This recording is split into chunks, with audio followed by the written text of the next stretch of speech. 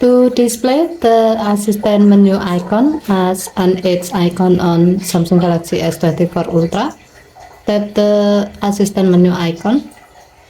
Swipe the menu screen to the left or right to find the menu setting. Tap the menu setting.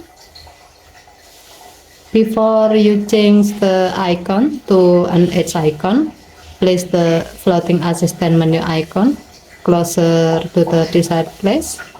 As the example, if you want to place the icon at the middle side of the right edge, place the icon close to this side like this.